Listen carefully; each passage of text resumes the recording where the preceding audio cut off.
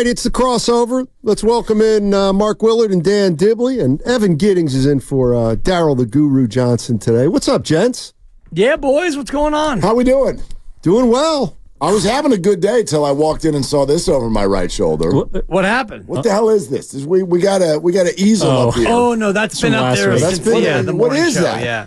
What is it? Giants Killers. Yeah, Joe from the Shasky Dodgers. is And then it's making just a list of 7 players who have Dodgers. who've had their way with the Giants through 2 the vacancies. years. So it feels. Right. My favorite is Ron Say. S-A-Y. S-A-Y. It just, I mean. nothing says I was born in 1997 more than that. Oh, even I know it's C-E-Y. Come on. Tell me you can't buy beer without telling me you can't buy beer. Right. You can go out, walk over there and fold it over. You can turn it to the back. I mean, will. This is our studio, too. You don't have to sit here and suffer that. Let's start a new list. Well, oh, no.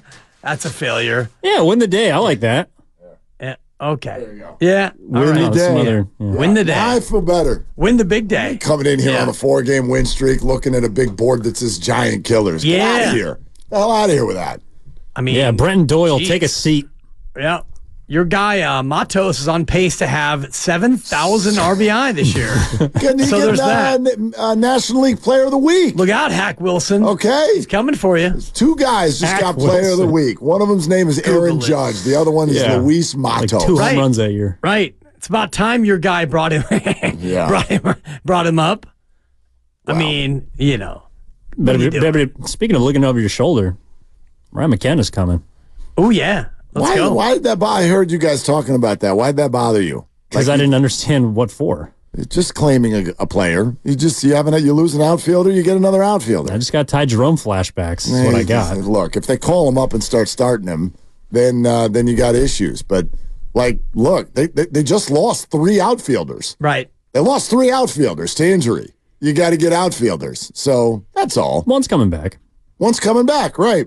And that probably will not cause one of the ones that everyone's worried about to get sent down. The one that we got to worry about, or that I think is discussion worthy, is Austin Slater.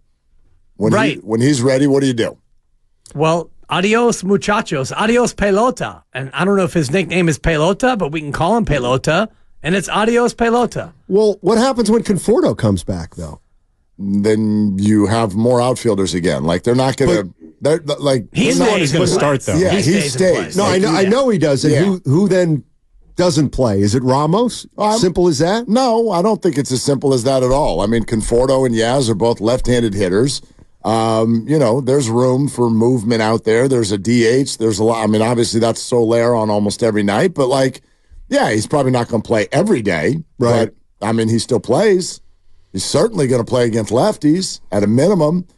We also do, and I know no one wants to hear this today, relax. It's been 4 days. Casey Schmidt went absolutely banana. Not like this. Yes, he did. Go look at it. For 2 weeks. 11 RBIs in 2 games? No, but the different stats. The guy had 1 hit. No, I'm talking about last year. Casey came up and people wanted to buy jerseys. And then 2 weeks later, he never got a hit in the rest of his life.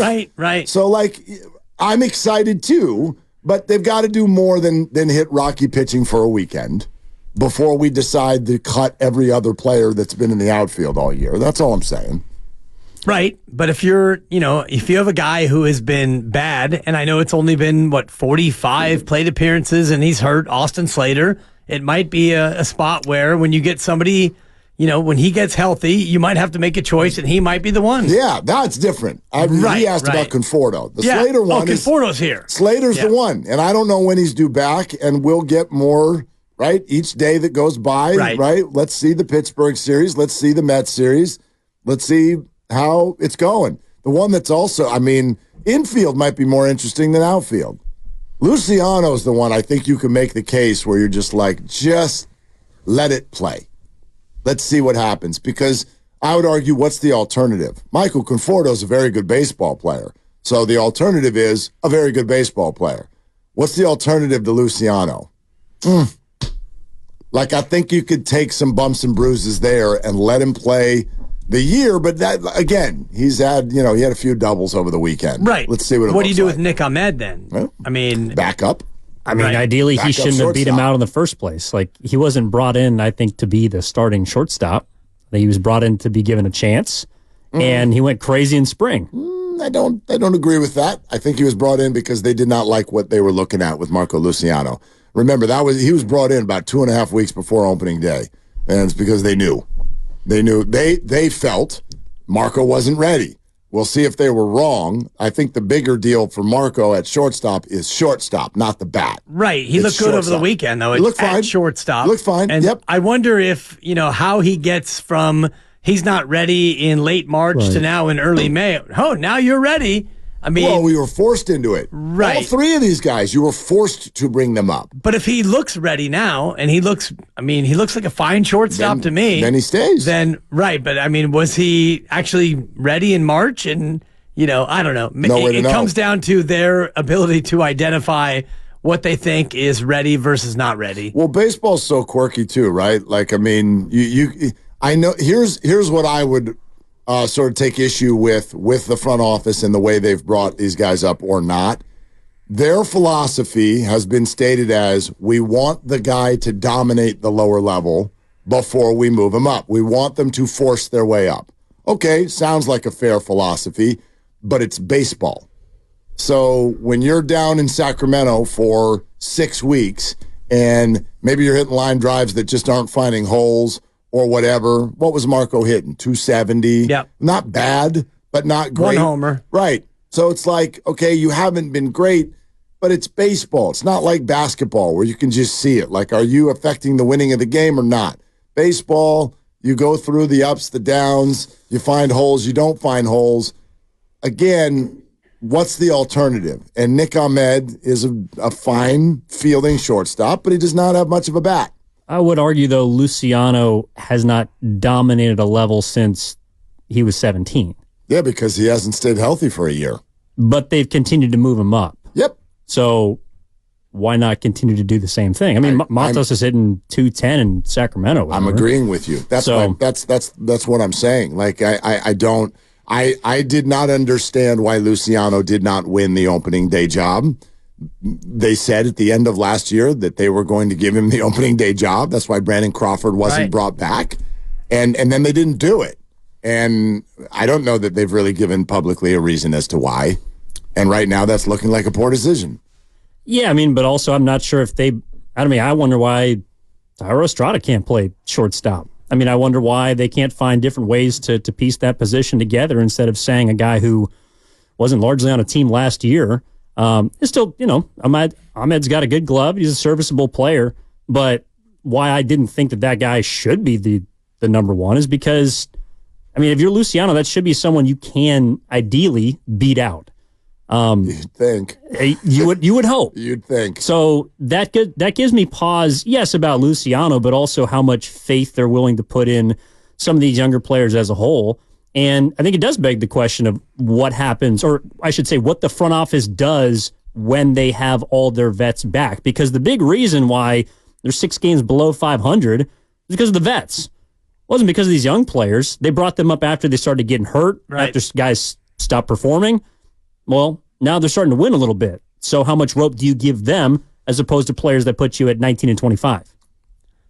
It's ramped up now. I would argue that those vets that were really struggling when they came back probably only had about 3 or 4 weeks to show something different before a move was going to be made anyway. But now it doubles down if the young guys come up in their place and play like this. Like, again, it was a weekend. And it was the Rockies. And it was the Rockies. Worst pitching staff in baseball. They also played him 2 weeks ago and scored 15 runs. But none of these guys were there. So No. That's what I'm saying. Like, these guys actually were able to hit the worst pitching staff in baseball as opposed to at elevation not being able to do it. They didn't hit nearly as much. Yeah. Remember, that was the bet. I was going to do the whole egg on the face thing, and they only scored 16. Yeah. No, this was a very, very encouraging weekend. And now you double it down. If, for instance, Austin Slater was only going to get another 3 or 4 weeks to show something different, and now when he comes back, Elliot Ramos is hitting 300 with 3 or 4 home runs or whatever, however this is going to end up. Yeah, you have a really, and I call it a hard decision. Maybe it's not a hard decision. That's how I would assess this right now. All things being equal, that goes the direction of the young guys. I know the whole, the T-shirt, play the kids. I'm not for play the kids unless you assess that that's going to help you right now. But so far this weekend, that's what it looked like. Right. So if it's going to do that, then there's no question what you're going to do. I mean, to me, the question is if they keep, let's say they win, they got 6 against the Mets and the Pirates coming up. They go 4-2, and that gets them back to 500. Then you got to assess whether you think the young guys can continue to grow all season and the team improve over that. I mean, if you win, 4 out of the next 6, you get to 500. I mean, then all of a sudden, don't you have to ask, well, how much can these young guys contribute this year?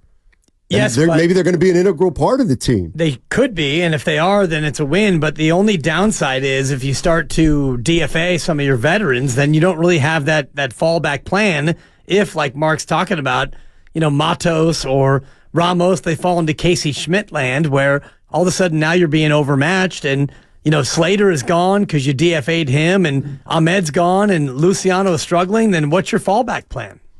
You're listening to 95. Oh, no. You're listening to 95.7 The Game. KGMZ FM and HD1 San Francisco.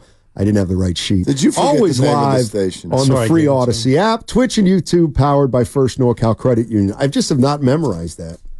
If you're ever struggling, look up at the clock. Our logo is right there. It's 95.7 The Game. No, but the whole Twitch and YouTube, the whole, it's an Odyssey live, always live. I think there might have also been something for the crossover about Lyme disease. Oh, that's right. Yeah. Do you know the reads better than he does? He's a producer. I give it to him every morning. But you don't even have it in front of you. There's a drop.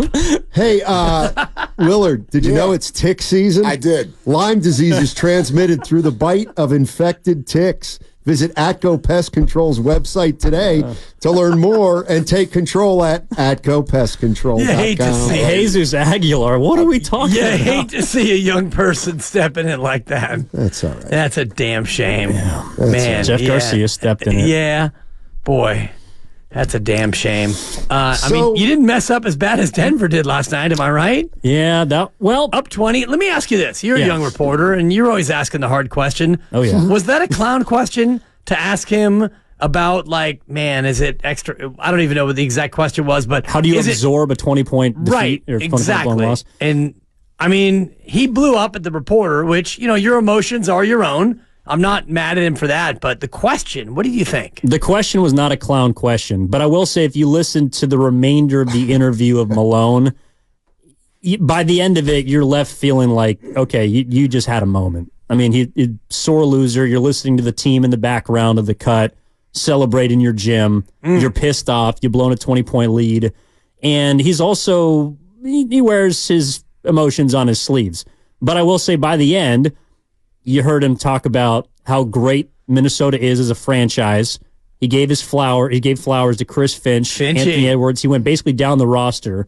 So in that moment, was he fair to that reporter? No. But I think he also, by the end of the interview, in my mind, redeemed himself. Okay. I do think there is a lesson for media members in that, though. Like, clown question, no, that's over the top. But do you ever notice, do you feel like there's certain reporters that are just trying to fill the space when it's their turn to, quote, get the person talking? Like, the question was essentially, obviously that's hard to absorb, but how much harder is it to absorb that we're up by 20? And his point is, if we're up by 40, right? If we're up by 4, our season just ended. What does that mean? Obviously I'm frustrated, but how frustrated? I don't know, bud. Really frustrated. Do you know what I mean? Just a more thoughtful question, I think, is a fair thing to say. You didn't need to call him out like that harshly, but he's upset. That was the second follow-up, and he was pretty short the first 2 answers also. So I think the guy was just trying to get... What was his angle, though? Right. That's my point. The guy was just trying to get him going.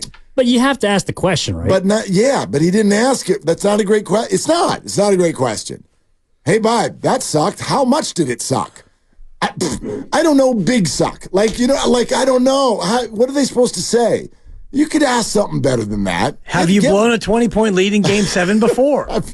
Here was the question that popped into my head, and I would not have asked the head coach this, but Nikola Jokic just did something as the MVP and the reigning NBA Finals MVP. He just did something that if his name was Michael, if his name was LeBron, if his name was Steph, if his name was Kobe, we would be crushing him today. Crushing. This person would be, the whole weight of social media would be on the shoulders of any of those guys if they had blown a 3-2 series lead and a 20-point lead in the second half in Game 7 on their home floor to a team that's never been deeper than that in the playoffs. We'd be crushing that guy. And Nikola were like, meh. And part of it is just because of who he is. I don't think that the NBA fandom has connected with Nikola Jokic at all. I don't know if it's because he's not from America or if it's because he tells everybody every day that he doesn't care. And his highlights aren't really highlights. Yeah. They are dribble, shrug. Oh, he scored again. He's 11 of 16, all on 18-foot, you can't stop me shots, and he distributes, he rebounds, and you wake up and he's got 31, 15, and 11, and it's like, that guy? The Stay Puft Marshmallow Man? It's hard to really latch on to him as a guy who makes you like, wow, and you don't watch ESPN and see him in the top 10 very often. I think part of it has to do with they kind of got back into the series because of him. I mean, they were down 2-0, which you could say, well, why'd you lose the first two on your own floor? I wonder if we'd be killing those guys, though, if they went 35, 19, and 7. Like, they were in the game because of him. He wasn't awful. He wasn't great. He was not great. By his standards, 35, 19, and 7. That's pretty, what was his percentage? That's a high bar. What was his percentage? From the floor? Probably 40. I mean, he shot 51% for the series, I think. Nikola Jokic last night went... He didn't shoot it well from 3. 2 of 10 from three-point range. Okay. That's a lot of empty What about from the whole possessions. floor? From the floor? Yeah, 13 of 28. Okay. Kind of for Nikola. For him, For a big guy. Right. Under 50%. He wasn't... Not a lot of help from his team. Yeah. That's for sure. No doubt. Of course you're going to point to Michael Porter Jr. and Aaron Gordon more. But again, if his name were Steph, Kobe, Michael, or LeBron, we don't do that. You can't point to your teammates. Can you imagine LeBron? Oh, Chris Bosh was brutal. J.R. Smith dribbled the wrong way. Yeah, we don't. That's not the way. That's not the way NBA fandom or NBA social media works. If his name was one of those names, he'd be getting killed today. Killed. Stephen A. Smith be losing his mind. Good thing he's distracted by his stupid Knicks, or else he'd be absolutely would be getting destroyed. But you watched that game and you didn't feel like Again, that defense was suffocating. Again, I'm talking about what I've seen. I'm talking about what I've seen in the history of the NBA. I'm not telling you that I watched Jokic last night and I thought he was a bum. I'm just telling you that the way the NBA media works, if you're the big guy on campus, if you're the best player in the world, and you lose in the second round, leading 3-2 with a 20-point lead in the second half on your home floor of Game 7, that's a thing. And there hasn't been a peep. Steiny? I mean, it's a subjective argument. Like, I guess Jokic isn't getting killed like LeBron would, but I look at that game last night, and I mean, I give credit to the Timberwolves. I'm not saying that. I thought Jokic was absolutely gassed. That's why he went 2 for 10 from 3-point range. Yeah, because that's when you're tired, it's tough to make threes. But yeah, I mean, I thought in a game like that, I thought it was the other guys that hurt him. Porter Jr. and Aaron Gordon just didn't do much. Yeah. But I don't disagree with that. T-Wolves were incredible. Yeah, they really were. I mean, I thought the whole point of Denver's home court advantage was that the other team was supposed to be gassed in the fourth quarter. But well, when you play 6 guys, it's hard to stay fresh when you're getting deep into 7-game series. They played 8. Yeah, kind of. So real quick. So this is it's off the beaten path. So I'm on Instagram, right? We were at we did a show like 4 years ago at the Kezar pub. Yeah. And a high school kid came. His name was anyway, his name's last name is Kunis. He went to Lowell. Family name. Okay. So he puts he plays golf. Okay. And I guess the NorCal championship is coming up. It's not coming up. It's today. Okay. I just drove here from it. Okay. He plays in it. And you're right. I saw Abe Willard. Yeah. So I follow this guy who goes to Lowell because I met him. Yeah. And he puts out the sheet of all the tee times, and there's like Abe Willard. There he is. I've heard of him. How'd we do? There are still players on the course. Okay. They're still wrapping up. Yep. These are these are the top 13 schools basically from Monterey to Sacramento. So they've already gotten by NorCal sectionals. Even beyond Sacramento, all the way to Oregon. That's good. To the Oregon border. So these are the schools that have come out of the 13 sections. Northern California. Right. So, for crying out loud. You're going to need to address we're not going to win the day. Anyway, so anyway, some very, very good schools out there. My son shot a 79. Whew. And Abe, right? Abe, yeah. Abe shot a 79. I've heard of him. And my former coworker. Okay, they just moved into eighth. They just moved into eighth. It looks like they could get to seventh of the 13 schools. I think the top 3 are moving on. They're to going state. Yeah. So this is an individual. It's both. It's both. To a degree, yes. There are individual awards, but this is does Abe have a slot that he plays at? He's the 4 of the 6 players on his team. Okay. He's the 4. But in this, if you are like top 4 or 5 outside of your team performance, so if Abe would have shot a 68, for example, and his team finished in 9th, he goes as an individual to state. Yeah. Oh, right. Okay. That is correct. Yeah. Interesting. So individuals will get in there, but yeah, they're going up against the De La Salles and the all of that. De La Salle, it looks like, is going to come in first. I mean, I think they got 5 D1 golfers. You know? Yeah. So they have 6 players who are a total. Add up all 6 players, they're 6 over par through 15 holes. Wow. 6 players, high school. Yeah. At a course no one's ever that they've never seen before. They were forbidden from being on the grounds. We've had all of our events out at Berkeley Country Club. Yeah, BCC. We love everybody over there. Sure. I was going to try to get. I was going to whoop. We're going to get a little practice round in. Yeah. And the message went out. If anybody steps foot on those grounds, they are automatically disqualified. Wow. Yeah. Oh, yeah. And from like April through June, because actually Mark was texting the coach as I was looking online because I was going to try to help Mark hook the boys up. And I was like, oh, Mark, during the next break, I said, practice rounds are forbidden. He's like, yeah, I just found that out myself. Unless you're a member of Berkeley Country Club, then you could play. Right. But I don't believe any of these kids. No, I don't know if Abe Willard is. He's not a member. Okay. No, they told him that if your foot touches the property, gone. Yeah. There you go. So speaking of gone, Oh man, yeah. Well, speaking of gone, yeah, look at you sneaky little bugger. Yeah, you didn't stand up. You didn't put a bag on your shoulder. Not yet. But I'm all packed up though. Yeah, you can go. All right, you're gone. go anywhere. But where will I be? You're going to be on 90.